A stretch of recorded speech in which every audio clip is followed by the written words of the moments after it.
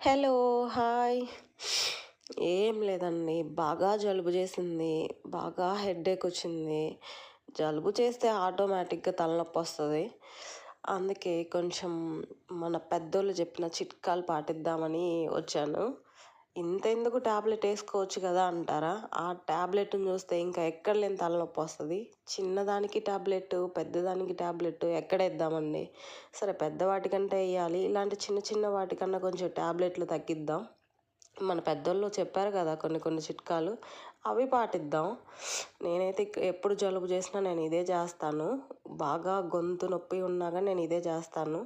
కొంచెం పాలల్లో మిరియాలు మెత్తగా దంచుకొని, కొంచెం అల్లం ముక్క, కొంచెం పసుపు బాగా మరగనివ్వాలి. ఒక పావు గంట పొంగొచ్చిన తర్వాత సిమ్లో వదిలేసేయండి. ఆ ఫ్లేవర్లు మొత్తం పాలకు పట్టేస్తుంది. బాగా ఘాటు వస్తాయి పాలు. మీకు అంత ఘాటు వద్దనుకుంటే మిరియాలు అల్లం తగ్గించుకోండి. నాకు జలుబు బాగా ఎక్కువ ఉంది, అందుకని నేను కొంచెం వేసుకున్నాను. బాగా మరిగిన తర్వాత లాస్ట్లో బెల్లం వేయాలి.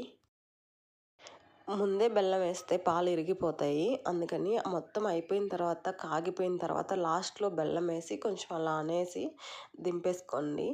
దింపేసుకొని వడగట్టుకొని పాలు పోసుకోండి. కొంచెం ఘాటుగా ఉంటే అయినా తాగండి. ఆ ట్యాబ్లెట్లు మింగే కాడికి ఇవి కొంచెం బెటర్ అనిపించుద్ది నాకైతే. మీకేమో తెలియదు, ట్యాబ్లెట్ మింగేస్తే పోద్ది కదా అనిపిస్తుందేమో మీకు, కానీ నా వల్ల అస్సలు కాదు. ఆ ట్యాబ్లెట్కి నాకు నిజంగా ట్యాబ్లెట్ని చూస్తేనే తలనొప్పి వస్తుంది. నేనైతే ఇలాంటివి చేసుకుంటాను ఇంట్లోనే. ఇంకా చాలా చేసుకుంటాను జలుబుకి, అవి నెక్స్ట్ చూపిస్తాను.